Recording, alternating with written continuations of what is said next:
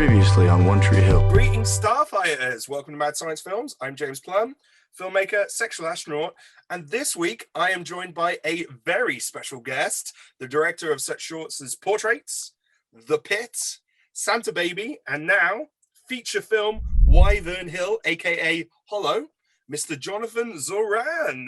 So the majority of the crew are guys that you've worked with in the past? I mean, most of the crew, actually 95% of the crew we'd worked with before. That's another thing I believe in, is if you find crew that you know can do the job, just keep them. Because they do it. If they do a great job, then there's no reason to keep changing. The only new addition really was Steve, the sound guy, and Ryan actually on the sound mix. These two were the two new additions, and definitely we'll keep working with these two. I think they did a fantastic job. Ryan did a surround sound mix that just blows your socks off for a low budget movie. It's just insanely good what he did. So how did these guys get on your radar then? So Steve, it's simple really. Steve is a friend of Ben Errington, who's our special effects guy. And Ben said, "Oh, do you know, if you're looking for a sound guy, I know this guy." And I'm always wary of trying new crew because it's such a massive gamble. And I said, "Yeah, okay, let's give him a try." And yeah, he fitted in straight away. And Ryan, I did a video for him for his studio, because he's got a studio in Hereford. And at the time, he asked if I could do it, and I said, "Yeah, okay, you'll owe me a favor." And okay. Nice. we became really friendly, so that helps as well. And so I said, "Ryan, remember that favor? Yeah. Well, can you do some sound mix?" And he was like, "Absolutely." Typically, what was the size of the crew that you had on set on day? We had a core crew of four people constantly. So that was the crew, just four. And then on other days we had a few extras, and mostly it was cast. Cast changed a lot, but the core crew was myself, Sarah, Joe, actually 5 people. Okay. Pete and Steve, obviously our sound guy. That was the core crew of every day. And then on top of that, we've got the special effects guy. We've got the mix guy. We've got, I'll forget people, but yeah, it wasn't a massive crew. So Sarah's producer and functioning as production manager on the day. Is that absolutely okay? Pete, what role was he? So as Pete, on the day. When Pete wasn't acting, he was being producer of solo production, which was really good in keeping. Pete was really good in keeping in touch with the script and where we were, because what we did as well, we were quite well organized on what scenes we were shooting on which day. In fact, so organized that if someone did something that wasn't planned for about 6 seconds, that's it. You were late in your production. But what we were doing at the same time as well is we were reworking the script on the shoot. So some things that we thought, do you know what? Sometimes it sounds good on paper, and then when you do it, you I think I don't know. I think we see that a little bit better. Let's see what we can do with the script. And Pete was really good at that, at going, okay, well, I think we can probably cut those lines, and that was really good. I think the thing with shooting, especially low budget, where you can allow it, is if you plan really well, then it becomes organic. You can work organically. You can go, okay, we don't necessarily need this, we don't necessarily need that. This is amazing to consider, and you've done it. I'm not sure I recommend other people do it, especially on their first feature, but you were your own DP, and it doesn't suffer. It looks amazing for it. Going back to the fact that, for a £5,000 film, it looks at least 20, 30, 40 times that. Beautifully shot. So you guys shot it on the Blackmagic, is this right? Yeah, that's right. With a crew of 4 or 5 people. Again, amazing, absolutely amazing. And during this bit where I'm waffling, I'm going to be just dropping clips from the trailer to show off how good it looks. So how did you find that? You're directing and you're being your own DP. and you're still alive to tell the tale. So, I mean, you know, was that something you'd recommend or something you'd consider doing in the future still? I mean, I'd do it in the future. Personally, I think that's a complex question in a sense. The first thing is, there's no way we could have done that film with £5,000 if we'd had a DP, Okay. right? Separate DP. Well, you're doubling your budget right there, you know. So that was never a question that somebody else would shoot it for me. I have enough experience. I've shot all my films, except Dirt. Dirt was shot for me, but I shot bits of Dirt anyway. But I tend to shoot all my films anyway.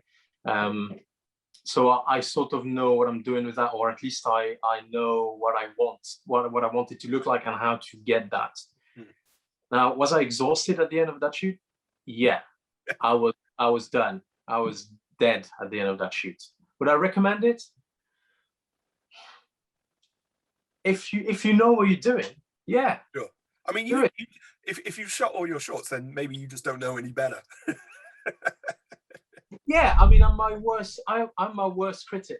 Sure. I think that's part of why it works. I'm my worst critic. I am literally constantly complaining that everything is shit that I do, right? So it's like, oh shit, and I get pretty much the only times I get frustrated on the shoot is about myself. I'm trying to get something done and it just doesn't work, or the tracks aren't doing what they're supposed to do, you know, that's when it gets frustrating. I rarely get frustrated with actors or technicians or anything like that, but I do get frustrated with myself a lot. I think the way that it works is you have to be your worst critic. So you have to be two different persons almost. You know, you got to be your director and your DP. So you got to tell yourself off in your mind when it's not working. You can't settle for, oh, that'll do. That'll do is not...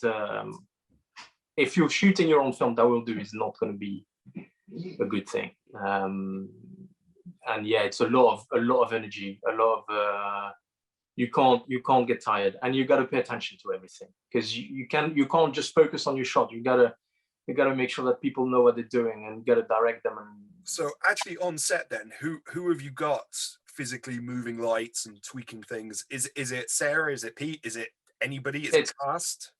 It's me and Joe. Yep. Joe, yeah, essentially, and Mike. When Mike was here, because obviously Mike was working,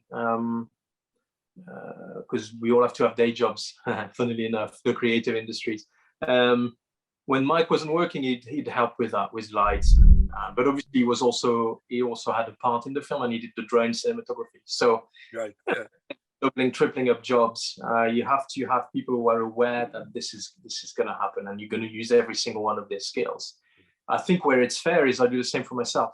Every single skill that I have, I will put to the table. So, you know, you say, I shot this film, but also I directed this film, I edited this film, I did the sound edit, I did the sound design.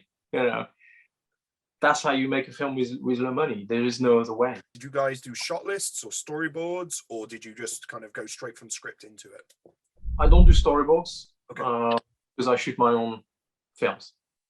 I think the storyboards are great. They're a great tool. They're really useful if you want to communicate with your DP, or you know, or with your crew. But I'm not working with a massive crew, and I don't have a DP. However, I do a shot list for the simple reason that it sort of does a pre-edit in my head, because I'm also going to edit this film. It does a pre-edit in my head, and I see what I need. Most of the time, we look at the shot list and we go, well, actually, once we've done this shot, we don't actually need this, and we don't actually need that. But to let you know where you are and construct a scene properly, because I think a lot of the time, what's tricky, I'm going to be a bit critical, but what a lot of filmmakers do wrong, including myself, I used to do that wrong, is they shoot a lot, but they shoot the wrong stuff. Yep. You just shoot, and then you don't have an editable thing. It's all from the same axis, or it's shot that don't necessarily cut together, because it's great to think, oh yeah, that tracking shot, that forward tracking shot is going to look great, but then it doesn't cut with whatever you have in mind after that. That's useless. What I noticed, especially on our first two features, was I shot so many kind of like close-up inserts, which just completely threw the pacing of a scene.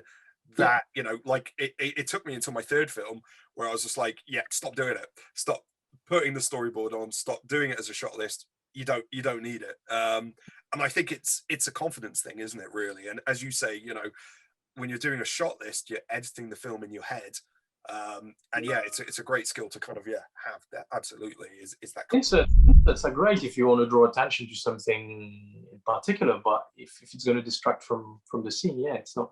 Yeah. I think the one thing we try to always do is we do shot reverse. Whatever happens, even if we think, no, do you know what, that's going to work really well, we always shoot the reverse, because there isn't a single situation where you can't cut reverse into a scene. So we always do that, or at least we make sure we try to do that. And sometimes you don't need it, but you know, cover yourself. Yeah, I think Spielberg did that the best way. He tends to do very long takes, and then cover himself with what he knows will cut with it if it doesn't work, or if it's too slow, or if it takes too long. Were you guys able to have many pre-production meetings? How many did you have, and was it enough? Or? None. Yeah. With zero production meetings, we worked entirely online. Because I mean, that counts. You know, production meetings online counts. So the way that I worked on this specific film is I opened a chat with everybody involved. And I would give information through that chat so that I wouldn't have to repeat information. So call sheets, shot lists, planning, all of that stuff went through that chat. And then essentially you get people to contribute that way, because we just couldn't meet. Yeah, it was impossible to have a massive production meeting. And then if you have specific things that you want to say to specific people, you can create separate chat for that. Yeah, I think it works. I don't get that idea of doing 55 production meetings before the film if you don't have to. Yeah. So is that something that, you know, going forward, you know, hopefully we'll be shooting under non-COVID conditions and all of this. Yeah. So going forward, pre-production meetings is not going to be a priority. You know, what you used for Wyvern Hill, that worked for you, and you probably keep doing it? I mean, it depends what you do with your pre-production, right? So if you have a storyboard artist working for you, then you probably need some production meetings. If you have, you know, I mean, there's so many aspects to pre-production. It depends who you have working on what. And on this one, again, I was doing so much of it myself. I didn't see much point going through production meetings. We did talk with Pete quite a lot, and Jerome, as to where the money was going, and Sarah, deciding, okay, how are we going to spend that money? But most of what we obtained in the pre-production was done virtually through email, or including locations, because we had to secure quite a lot of locations. But we never actually went to the locations because we weren't allowed to. So we'd work by getting people to send us pictures, and then communicate via email, seeing when and where could we get there and film. And the trick was we were getting ready to shoot in July, and then we saw it wasn't going to be possible. And so we thought, okay, September is going to be the right time. And we shot it in 25 consecutive days. Yep. And we did really well to do that, because literally 4 days after we'd finished the shoot, lockdown again, you know. Oh, okay. Wow. Yeah. So you were between two lockdowns. Wow. Yeah. It was stressful. And there was situations where we thought, okay, well, I don't know how we're going to get away with that. So we have a whole scene in the park, for example, where there had to be a crowd. Yeah. And we thought, so how do we get a crowd there? You know, so we had to get permissions, and we were an official registered production company, so it counted as work. We respected social distancing at all times, so we separated people, and then you have to find strategies to make them look like there's actually a crowd that's close together. And it wasn't easy. We had to take temperature every day for everybody coming on the set. Yeah, masks. You know, it's not simple, but it's doable.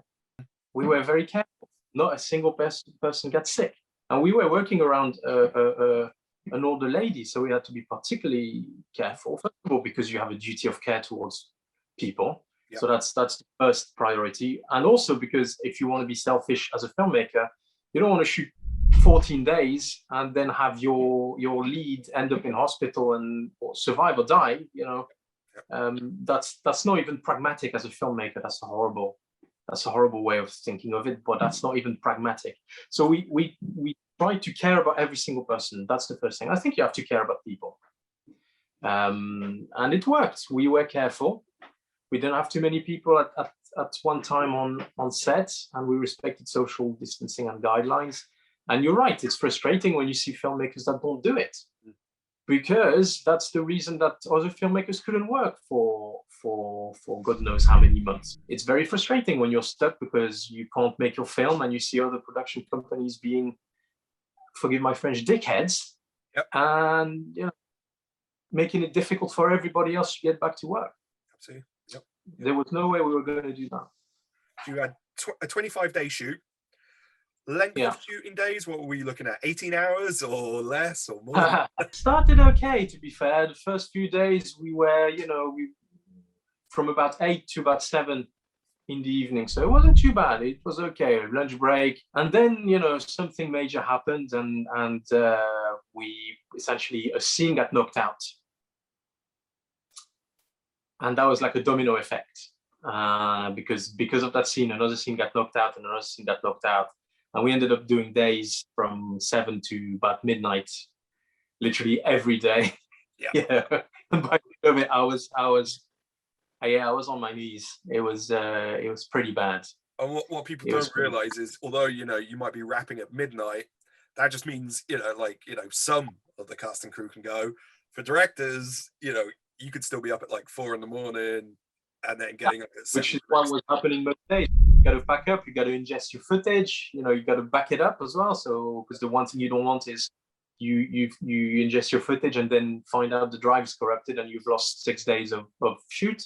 Yeah. So there was no way we were gonna do that. So yeah, it was heavy, it was difficult, and when the shoot was finished, I slept for like 3 days. But I think it was worth it. That's maybe the one thing I would do differently if I could. But that rests on budget. I would probably take more time. Do it over 3 months instead of 25 straight days. But it costs money. All of that costs money. Yep. Feeding people for 3 months, different type of cost. That's. I mean, when we talk about budget and wanting more money, it's because 9 times out of 10. We don't want more money. We want more time, which just happens to cost. Yeah. No, absolutely. So obviously you got your 25 days and you had some longer days and shorter days. Did you find after the main wrap then there was a lot of pickups that needed, or was it pretty much? There was a few pickups, but it wasn't so much from things that we didn't get. The pickups that we had were to do with season. Because obviously we in the story the 6 weeks passed between 2 events, and so we had to sort of get winter shots, which is funny because we found out that Hereford in winter doesn't look very much different from Hereford in summer. So it's like, oh, we got a Christmas tree in the house, and it just looks. It could be September, but we shot those bits outside in December, and there's still leaves on all the trees. So you go, okay, well, too bad, But yeah, it had to do with that and emptying the house, because we had some scenes where the house was empty, and that had to be done after. That was another challenge that we had, is we found a house, but it was supposed to be furnished, and it wasn't. So we were shooting while Keith was moving furniture that we had from all sorts of different people. Keith was moving furniture in the house. Then we had to empty the house, come back to shoot the bits in the empty house. It's madness, what low budget shoots like that. And it's a lot of fun if you do it right. Although when we did the premiere, all the actors were reminiscing on how much fun it was, and I thought, yeah, I don't remember it that way at all. I remember it being a pain in the ass. That's what I remember. Nostalgia's a wonderful thing, isn't it? So, yeah. So yeah, great. I mean, in terms of securing locations, did you find a lot of resistance two low budget horror films shooting in locations, or was pretty much everybody on board? There isn't much going on as far as genre films go in Hereford. I think there was one feature by Neil Osman called Soul Searcher or something like that. Yeah, I remember that. Yeah, so quite a few years back, and it wasn't a horror sci-fi film. And we were there going, well, actually, we're doing the first ever Herefordshire indie horror film. So a lot of people were like, oh wow, yeah, that's quite interesting. Let's be part of that. So to be honest, I don't think we had to pay for a single location. None of the budget went in location. We had the and that's good in when you have a community that's supportive, like the Hereford community, and we owe him a massive debt. We had a venue that's usually used for wedding for our end scene, and I offered her some money, and she said, no, come and do it. That will be really interesting. And then the pub, the Lich, he was really welcoming. He opened 3 hours early so we could come and shoot our scene in there. The Loft Cinema was brilliant because she closed for an entire day so we could come and shoot our scenes in there. Wow. And the house was a massive find because the Dushies estate gave it to us for free. They were like, oh, well, we have no tenants in there at the moment, so just use it. And we turned up. Actually, there was dead bees all over the floor of the house. I was like, oh, let's keep them. Yeah. But they just changed the carpet, so we couldn't put blood on anything, which sort of became a challenge in the long run as well. But no, look, that's never a problem. So, did you guys find yourselves doing any guerrilla shooting, or was it all above board permissions or Garter? We were lucky enough that I know quite a few people at Herefordshire Council, and again, getting permission isn't that hard. You have to ask, and usually people they're not going to be funny. They'll go, yeah, sure, we'll write you a written permission. All it costs you is a little bit of time in your pre-production, making sure that you've secured it.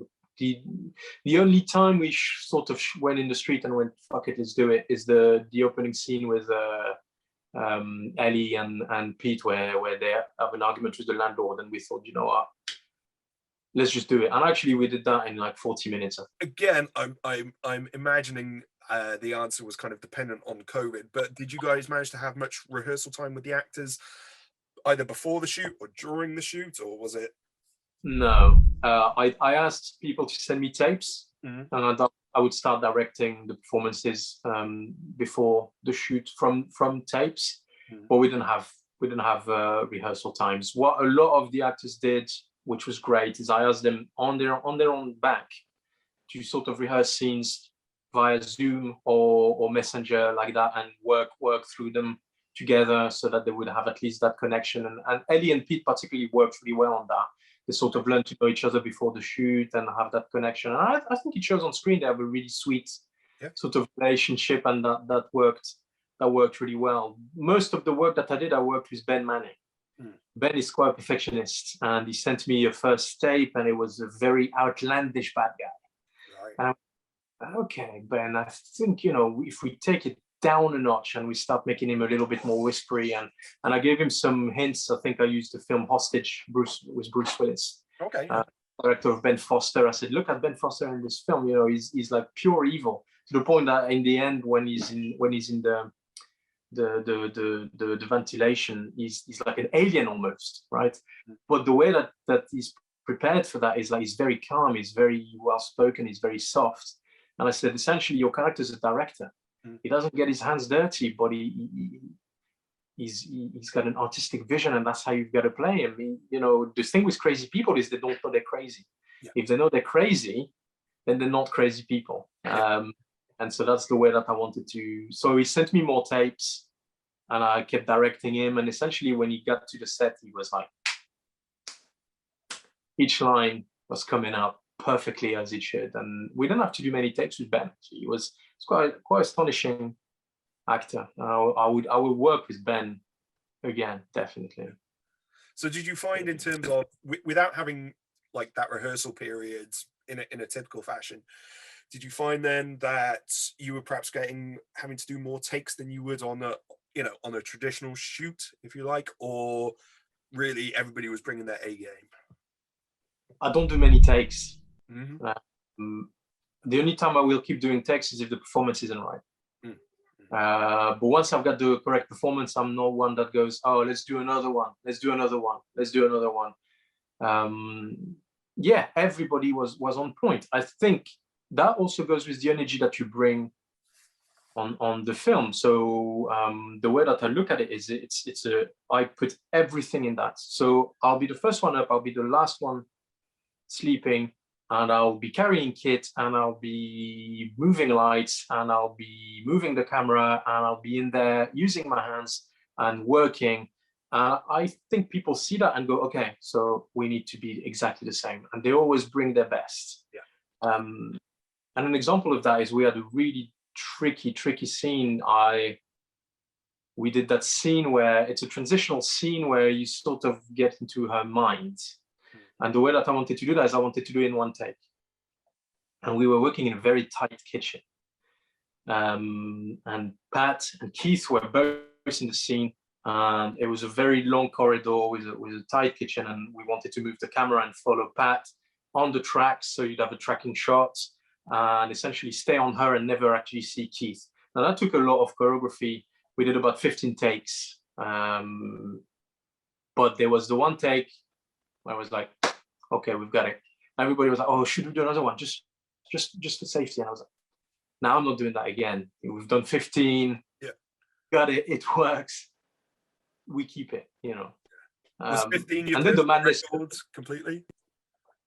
No, I think I've done more than 15 takes before, probably. But 15 on that was mostly to get the choreography right, the performance, the placement of microphone. There's always something that went wrong, and then that last one we did really well. Although then the madness of indie productions comes in, and you go, okay, so we need to sort the sound because obviously the space didn't allow for Steve to bring the boom pole in some of the shots. So there was moments where the sound would have been low quality, and you can't have that. Yeah. You can't stress enough how important sound is in film. There's never anything that takes me out more than shitty sound in a film, including big budget. You know, I remember watching the Equalizer 2, and there's a scene where they clean the fucking sound. Like, it's fucking disgusting. You go, bloody hell. 40 million on that film, and you couldn't clean the sound properly. That's horrible. And so what we did is we literally did ADR on the spot. So we replayed the scene through the camera with the microphone pointed at Pat, and she did a sound. I remember that's a Robert Rodriguez trick as well, from the El Mariachi days as well. Yeah, I've used that. I've done that. Yeah, I mean, because you can't fly Pat back for a day from Spain. That would be a ridiculous amount of money to spend on just doing ADR. So anything that needed to be ADR, we just did on the spot, looking at the frame in the camera and just do it there. Was there anything that you just couldn't get on the day, and you were kind of just, you were forced to kind of throw up your hands and say, all right, we'll figure it out in post? Was there any of those? The only moment that it was borderline was the scene that got knocked out. So it's good. See, it fits with the narrative. The scene that got knocked out, we ended up having a scheduling problem because 3 actors were in there and they all were working at different times and they all couldn't be there at the same time. So we had to essentially put that scene at the end of one day, one full day of shooting. I think it was the final scene as well, which was very difficult to do. And at the end of that, we decided to do that scene. And this is the scene where they wake up and they realize there's somebody at the end of their bed. Yes. And I was like, okay, well, we don't have anywhere near as much time as was planned for this. And I actually became quite frustrated with this, actually. I remember I stopped the shoot for like 10 minutes to just think about how I could do this scene in that amount of time, and essentially remodel the scene in my brain. How is that going to work? I don't have the time to do what I was going to do. So I actually lost my shit with the actors on that day, which is I felt bad immediately, but I was getting frustrated, and and you can't blame people for being happy and excited, but at that moment I just needed to be able to focus, and I lost my shit a little bit. And so I said, right, okay, stop everything. And I thought about it, and we came up with the idea that we could do it entirely from Pat's point of view. So she enters the room and we stay on her, and then we just see flashes of what is going on in the room. And the problem is, I wasn't sure it was going to work because it hadn't been thought out carefully in pre-production. And the surprise of things like that is that sometimes you just get something and it becomes literally your favorite part. And when I put it together, I was like, wow, this is literally my favorite bit of the film now. And that's because the performance from Pat and Ellie, because you got essentially that movement that goes from Pat to Ellie, and they sell the scene with their faces of the absolute terror, and everything you see is just flashes. Yeah. I know the bit you're talking about, and it is a standout moment of the film, and it's great when that happens. I had something similar on our first feature where we couldn't get enough coverage, and there were two scenes, both of which were next to each other, which weren't working, and it was one of those ones where in the edit I was like, well, let's cross cut the two scenes. And it worked, and again, it made it better, and weirdly, thematically made sense as well. Yeah.